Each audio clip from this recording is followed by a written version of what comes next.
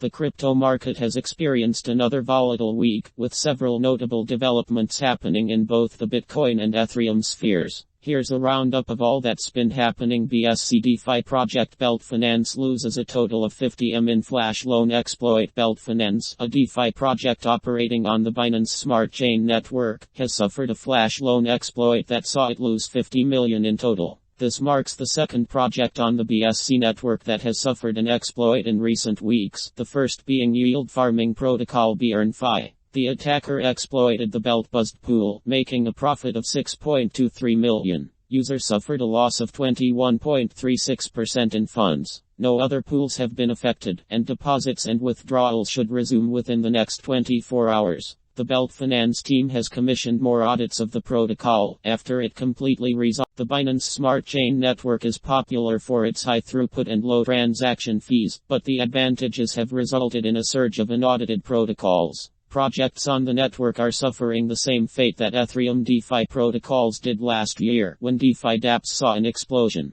Ripple manages to block SEC from viewing legal documents. Ripple has prevented the United States Securities and Exchange Commission (SEC) from accessing legal documents concerning issues the company might have about XRP's status as a security. Judge Sarah Netburn said in the filing that Ripple is protected by attorney-client privilege. Ripple is currently undergoing a lawsuit filed by the SEC that claims it had violated security laws. The SEC had asked the case judge to order Ripple to produce documents related to legal advice that Ripple had received concerning whether XRP and its compliance with securities laws. Ripple has firmly denied that it conducted an unregistered securities offering in the form of an ICO in 2017. The SEC claims that Ripple has also asked the judge to order the SEC to disclose internal memos about cryptocurrencies to ascertain whether the SEC is biased. This request has mostly been granted. Bitcoin mining difficulty drops by 16% as China experiences mining exodus. Bitcoin's mining difficulty dropped by 16% on May 30 as some Chinese miners began calling it quits following reports of a crackdown by authorities. This is the biggest drop in difficulty in 2021, unsurprising given that over 3/4 of validations happen in China.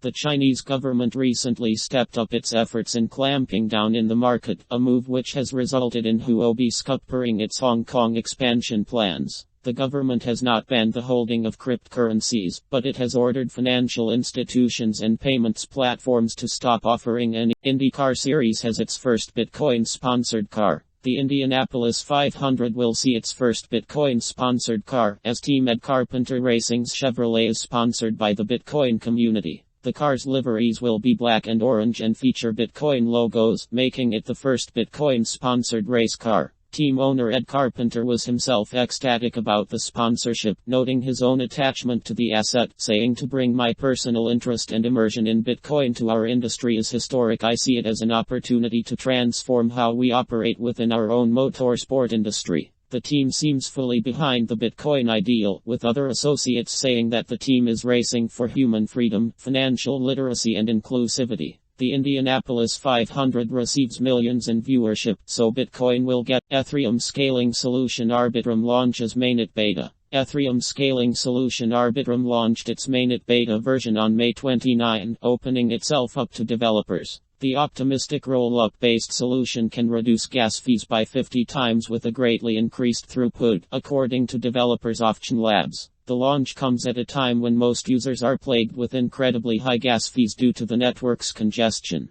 The official announcement states that over 250 teams have asked for access for the developer launch. The current mainnet phase is called the beta erosion because the team will continue to upgrade the system, which includes performance and features changes. The team is currently focused on ensuring that security is airtight with no room for exploit. Uniswap community votes to deploy Uniswap v3 on Arbitrum. The Uniswap community has voted in favor of deploying Uniswap v3 on Arbitrum, an optimistic roll-up-based Ethereum scaling solution. The poll was launched by Compound Finance's Robert Leshner, with an overwhelming majority supporting the move. Arbitrum launched on May 28. The proposal states that this will help Uniswap stay competitive while also helping grow the list of projects that can be built on Uniswap v3. The move will also help the platform as users endure high gas fees as a result of the heavy activity that the Ethereum network is experiencing. Arbitrum has a much higher transaction throughput while reportedly reducing